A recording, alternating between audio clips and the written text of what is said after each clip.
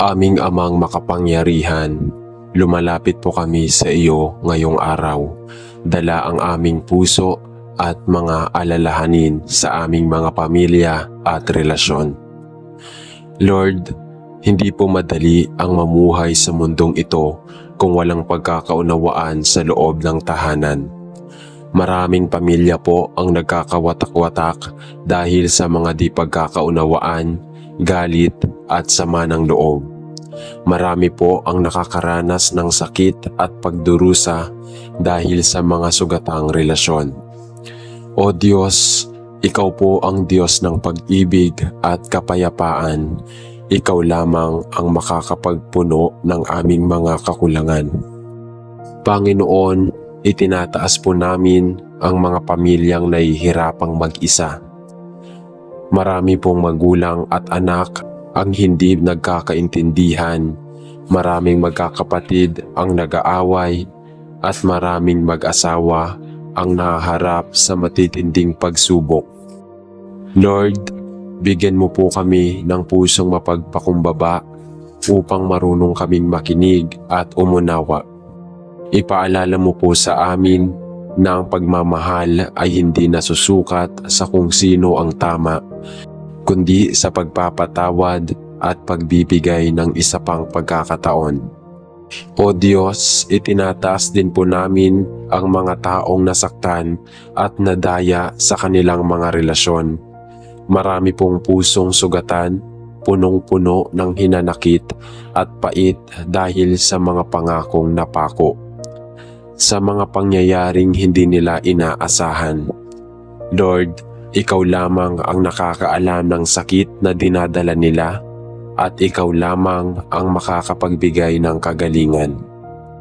Yakapin mo po sila, punuin mo ang kanilang puso ng kapayapaan at bigyan mo sila ng lakas upang magpatawad at magpatuloy sa buhay. Panginoon, itinataas din po namin ang lahat ng magulang na nahihirapan sa pagpapalaki ng kanilang mga anak. Marami pong magulang ang nalulungkot at nawawala ng pag-asa dahil hindi nila alam kung paano nila mapapabuti ang kinabukasan ng kanilang pamilya. Marami pong anak ang naliligaw ng landas, napapalayo sa kanilang mga magulang at nahuhulog sa masasamang impluwensya ng mundo. Lord, Ikaw po ang tunay na Ama. Turuan mo po ang bawat magulang na ituro sa kanilang mga anak ang tamang landas. Bigyan mo po sila ng tiyaga, pangunawa at pagmamahal na hindi kailanman nauubos. O Diyos, itinataas din po namin ang lahat ng anak na hindi maramdaman ang pagmamahal ng kanilang pamilya. Marami pong bata at kabataan ang nakakaramdam ng kalungkutan, parang wala silang lugar sa kanilang tahanan. At tila walang nakakaintindi sa kanila. Lord, iparamdam mo po sa kanila na hindi sila nag-iisa, na mahalaga sila at na palagi mo silang iniingatan. Tulungan mo po silang makahanap ng pag-ibig at suporta sa kanilang pamilya, at kung hindi man, naway makatagpo sila ng taong magpaparamdam sa kanila ng iyong walang hanggang pagmamahal. Panginoon, itinataas din po namin ang lahat ng mag-asawang dumadaan sa pagsubok. Marami pong relasyon ang sinusubok ng kahirapan, pagkakaiba ng pananaw at mga pagkakamali ng nakaraan. Lord, Ikaw po ang lumikha ng sakramento ng kasal. Ikaw po ang nagbuklod sa kanila at Ikaw lamang din ang makakapagpanatili ng kanilang pagmamahalan. Bigyan mo po sila ng pangunawa, pasensya at pagpapatawad sa isa't isa. Palakasin mo po ang kanilang pagsasama at hayaan mo ang kanilang pagmamahalan ay maging salamin ng iyong pagmamahal sa mundo. O Diyos, sa gitna ng lahat ng pagsubok sa relasyon at pamilya, Ikaw lamang po ang aming sandigan. Ikaw po ang aming takbuhan kapag hindi na namin alam ang aming gagawin. Salamat po sa inyong walang sawang pagmamahal at paggabay. Salamat po dahil hindi mo kami iniiwan at patuloy mong binibigyan ng pag-asa ang aming puso. Naway palagi mo kaming akayin patungo sa iyong kalooban. Lahat ng ito ay tinataas namin sa pangalan ni Jesus na aming Panginoon at tagapagligtas. Amen. Aming Diyos na mapagpala, lumalapit po kami sa iyo ngayong araw. Dala ang aming mga pangarap, pagsisikap at ang aming mga pangamba tungkol sa aming kabuhayan. Lord, sa mundong ito, kailangan po namin ang hanap buhay upang matustusan ang aming pangangailangan. Ngunit maraming tao ang nahihirapang makahanap ng trabaho. Maraming manggagawa ang nakakaranas ng pagod at stress at maraming pamilya ang hindi makasapat sa kanilang pang-araw-araw na gastusin. O Diyos, Ikaw po ang aming tagapagkaloob. Ikaw po ang aming tunay na pinagmumula ng biyaya. Panginoon, itinataas po namin ang lahat ng taong walang trabaho at patuloy na naghahanap ng hanap buhay. Marami pong nahihirapang makahanap ng maayos na trabaho, hindi dahil wala silang kakayahan, kundi dahil kulang sa oportunidad.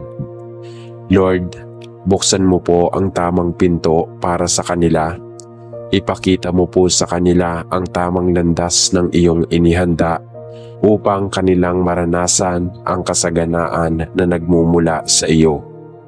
O Diyos, itinataas din po namin ang lahat ng manggagawang napapagod at nahihirapan sa kanilang trabaho. Marami pong nagtatrabaho ng sobra dahil hindi sapat ang kinikita. Maraming inaapi sa kanilang trabaho at maraming nahihirapang balansehin ang trabaho at pamilya. Lord, palakasin mo po sila.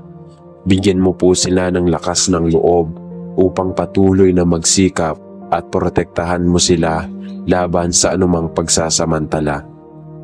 Panginoon, itinataas po namin ang lahat ng may-ari ng negosyo at negosyanteng nakakaranas ng pagsubok. Marami pong negosyong nalulugi, maraming umaasa sa kanilang kabuhayan upang buhayin ang kanilang pamilya. Lord, bigyan mo po sila ng karunungan upang mapatakbo nila ng maayos ang kanilang negosyo. Bigyan mo sila ng disiplina upang patuloy silang maging tapat sa kanilang gawain at naway ang kanilang tagumpay ay maging daan upang makatulong din sa iba. O Diyos, itinataas din po namin ang lahat ng nagtatrabaho sa ibang bansa at malayo sa kanilang pamilya. Marami pong OFWs ang nahihirapan sa pangungulila. Marami ang nagtitiis ng hirap upang maitaguyod ang kanilang mga mahal sa buhay. Lord, bantayan mo po sila, bigyan mo sila ng lakas at iparamdam mo po sa kanila na hindi sila nag-iisa. Panginoon, sa gitna ng lahat ng pagsubok sa aming hanap buhay at kabuhayan, Ikaw lamang po ang aming pag-asa. Salamat po sa patuloy mong pagbibigay ng lakas, talino at kakayahan upang kami ay makapagtrabaho ng may kagalakan. Itinataas po namin sa iyo ang lahat ng aming ginagawa at naway sa pamamagitan ng aming pagsisikap, luwalhatiin ka namin sa bawat sandali ng aming buhay. Lahat ng ito ay tinataas namin sa pangalan ni Jesus. Amen. Aming Diyos na makapangyarihan, lumalapit po kami sa iyo nang may dalang pananampalataya at pag-asa. Marami po sa aming mga kapatid ang dumaranas ng iba't ibang sakit, pisikal man, emosyonal o mental. Panginoon, Ikaw po ang aming dakilang manggagamot, ang siyang may hawak ng aming buhay at kalusugan. ipinagkakatiwala po namin sa iyo ang lahat ng may sakit, yaong mga nasa ospital, mga may malubhang karamdaman, at pati na rin ang mga nanghihina dahil sa matinding pagod at stress sa buhay. O Diyos, itinataas po namin ang lahat ng may sakit na nangangailangan ng kagalingan.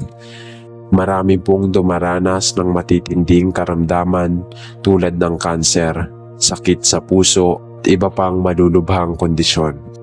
Marami pong pamilya ang nag-aalala, humihingi ng himala at kagalingan para sa kanilang mahal sa buhay. Lord, hipuin mo po ang kanilang katawan, pagalingin mo sila at palakasin ang kanilang loob upang hindi sila panghinaan ng pananampalataya. Panginoon, itinataas po namin ang lahat ng nanghihina, hindi lang sa pisikal, kundi pati sa mental at emosyonal. Marami pong taong nakakaranas ng depresyon, anxiety, at iba pang suliraning pangkaisipan na nagpapabigat sa kanilang buhay. Marami pong nakakaramdam ng labis na lungkot, takot at kawalan ng pag-asa. Lord, ikaw lamang po ang makakapuno ng kanilang kakulangan. Ikaw ang makakapagbigay ng kapayapaan na hindi kayang ibigay ng mundo. Naway maramdaman nila ang iyong presensya at pagmamahal sa kanilang buhay. O Diyos, itinataas din po namin ang lahat na nagmamalasakit at nag-aalaga sa may sakit, ang aming mga doktor, nurse at lahat ng healthcare workers. Marami pong silang sakripisyong ginagawa, marami pong napapagod at marami rin pong nagdadala ng lungkot dahil sa kanilang mga pasyente. Hindi nila maililig. Sa kanilang mga pasyenteng hindi nila mailigtas. Lord, bigyan mo po sila ng lakas ng loob, proteksyon at patuloy na pagmamalasakit sa kanilang ginagawa. Panginoon, tinataas din po namin ang lahat ng may kapansanan at mga nahihirapang gumalaw o mamuhay ng normal. Marami pong hindi makalakad, hindi makarinig, hindi makakita o may iba pang limitasyon sa kanilang katawan. Lord, iparamdam mo po sa kanila na sila ay mahalaga, na hindi nasusukat sa kanilang kakayahan ang kanilang halaga sa mundo. Bigyan mo po sila ng lakas upang magpatuloy at naway mabigyan sila ng pantay na oportunidad sa lipunan. O Diyos, sa gitna ng lahat ng pagsubok sa kalusugan, Ikaw po ang aming takbuhan. Salamat po dahil hindi mo kami pinababayaan. Salamat sa pag-asa na patuloy mong ipinagkakaloob. Naway sa bawat pagsubok na aming hinaharap, patuloy kaming manalig sa iyo, sapagkat ikaw lamang ang tunay na kagalingan at kalakasan. Lahat ng ito ay aming dalangin sa pangalan ni Jesus. Amen. Aming Panginoon, sa gitna ng mga pagsubok at pangamba sa buhay, maraming tao ang nakakaranas ng panghihina ng pananampalataya. Maraming nagtatanong kung bakit may mga pagsubok, kung bakit tila hindi matutugunan ang kanilang mga panalangin, at kung bakit minsan ay parang hindi kanila maramdaman. Lord, itinataas po namin sa iyo ang lahat ng taong nalilito, nagdududa at naliligaw sa kanilang pananampalataya. Ikaw po ang Diyos ng liwanag. Buksan mo po ang kanilang mga puso at isipan upang makita nila ang iyong katotohanan. Panginoon, itinataas po namin ang lahat ng taong dating malapit sa iyo, ngunit ngayon ay lumalayo. Marami pong nagkakasala, maraming nalulong sa tukso, at maraming nakakalimot sa iyong mga salita. Lord, ipuin mo po sila at ibalik sila sa iyong presensya. bigyan mo po sila ng pusong muling mananalig at magbabalik loob sa iyo. O Diyos, itinataas din po namin ang lahat ng taong nawawala ng pag-asa dahil sa matitinding problema. Marami pong nakakaranas ng matinding kahirapan, pagkawala ng mahal sa buhay at sunod-sunod na pagsubok. Lord, iparamdam mo po sa kanila na hindi sila nag-iisa, na may dahilan ang lahat ng kanilang pinagdadaanan at na ikaw ay laging kasama nila. Panginoon, itinataas din po namin ang mga bagong mananampalataya. Marami pong nagsisimulang lumalim sa pananampalataya, ngunit nakakaranas ng panghihina dahil sa pang-uusig, tukso o mga pagsubok.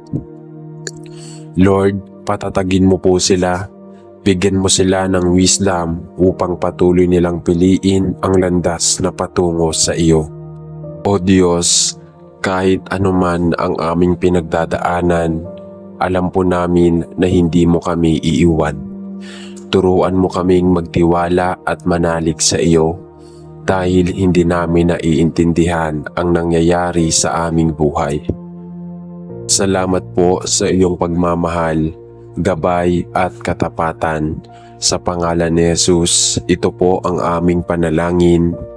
Amen. Panginoon naming Diyos, itinataas po namin sa iyo ang aming mundo na patuloy na nakakaranas ng kaguluhan, kawalan ng hustisya at karahasan. Marami pong tao ang inaapi, nawawala ng tahanan at natatakot para sa kanilang kinabukasan. Lord, ikaw po ang Diyos ng kapayapaan. Hinihiling po namin na ikaw ang mamuno sa mundo at magdala ng hustisya sa kaayusan. Panginoon, itinataas po namin ang lahat ng biktima ng digmaan, krimen at pang-aabuso. Marami pong inosenteng buhay ang nadadamay sa kaguluhan. Marami pong nawawala ng mahal sa buhay at nasasaktan dahil sa kasamaan ng iba. Lord, naway bigyan mo pa sila ng kalakasan upang makabangon at magkaroon muli ng pag-asa. O Diyos, itinataas din po namin ang lahat ng pinuno ng bansa at mga tagapagtupad ng batas. Marami pong nasa posisyon ang ginagamit ang kanilang kapangyarihan para sa pansariling interes. Lord, baguhin mo po ang kanilang puso, bigyan mo sila ng malasakit para sa mahihirap at naway maglingkod sila ng may katapatan at karunungan. Panginoon, itinataas po namin ang lahat ng taong nakakaranas ng diskriminasyon at kawalan ng karapatan. May pong naaapi dahil sa kanilang lahi, kasarian o paniniwala. Lord, ikaw po ang Diyos ng katarungan. Bigyan mo po ng boses ang mga inaapi at naway magkaroon ng pantay na pagtingin sa bawat isa.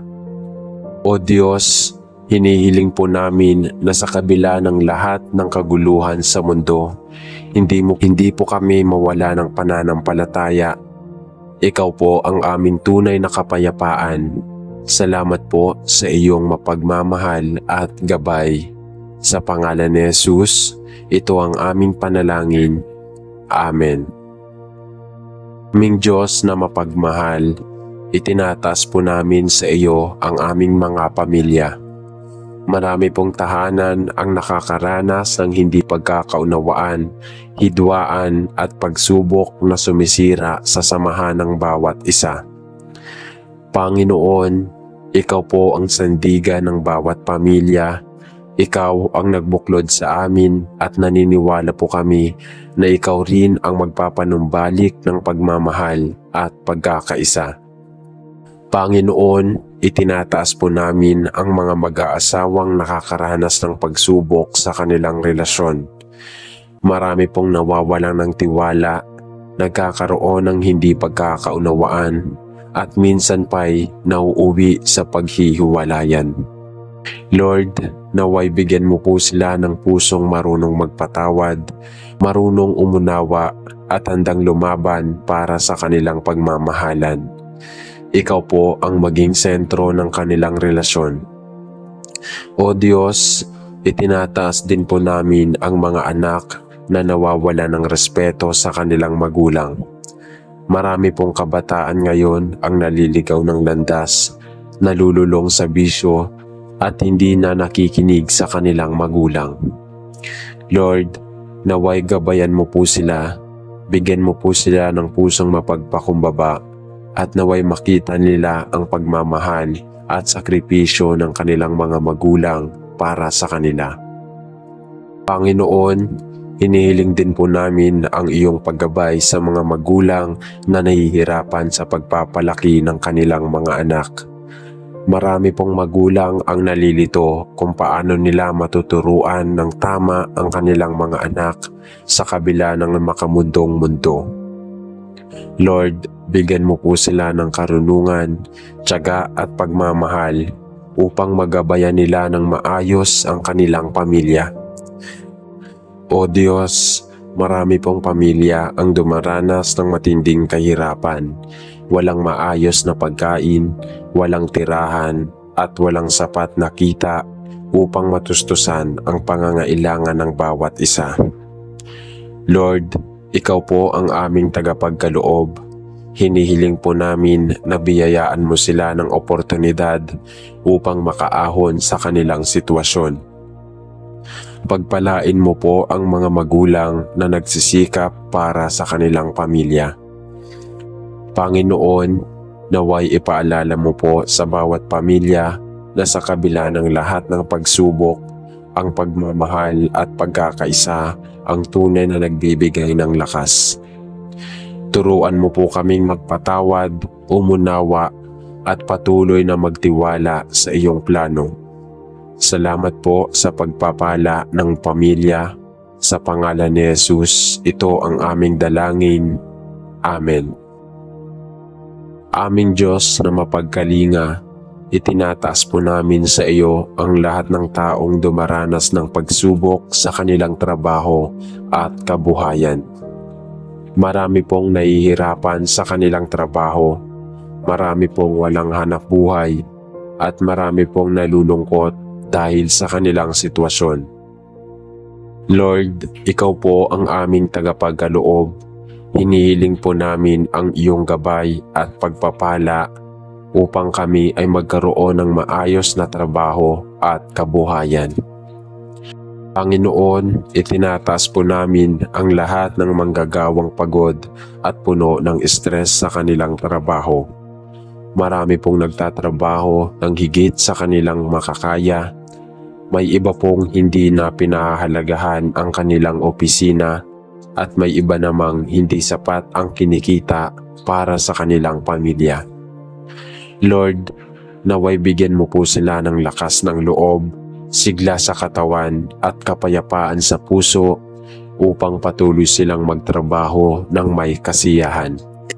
O Diyos, ipinapanalangin din po namin ang lahat ng walang trabaho at nahihirapan sa paghahanap ng hanap buhay.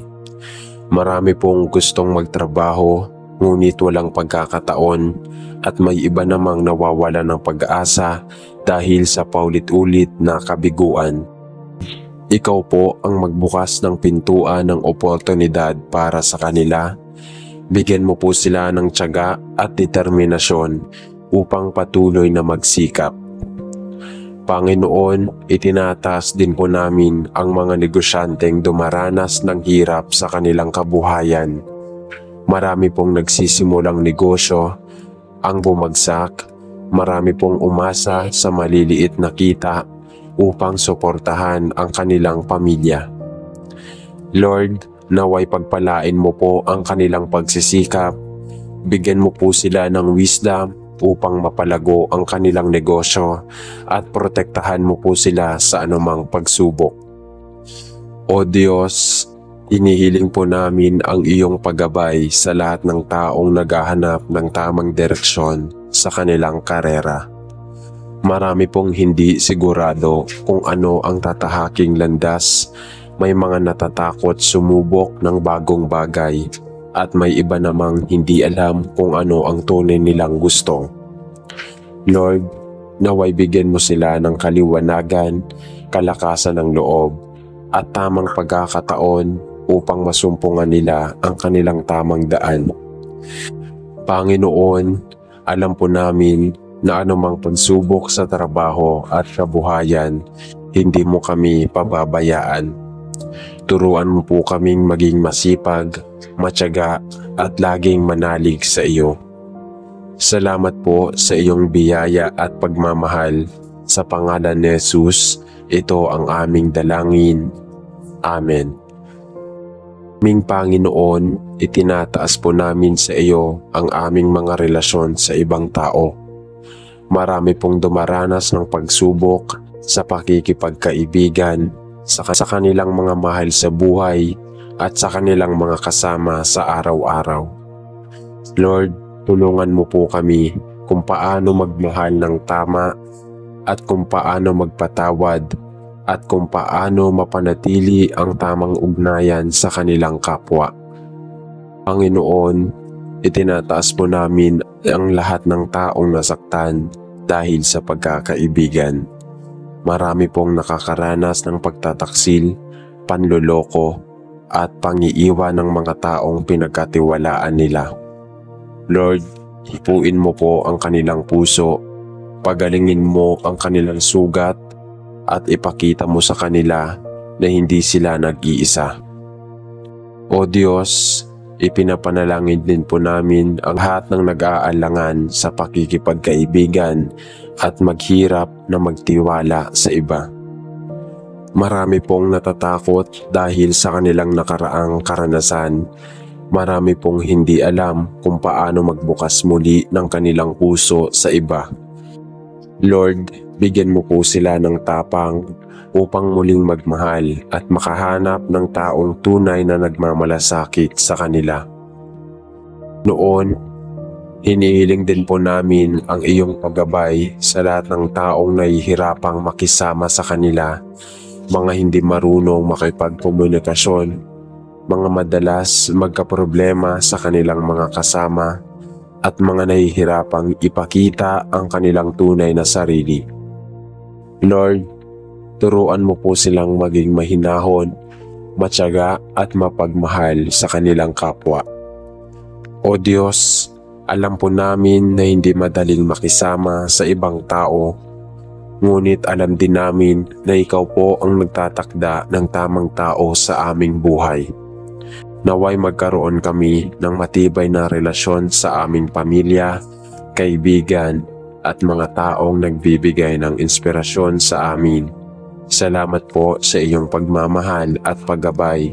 Sa pangalan ni Jesus, ito ang aming panalangin. Amen.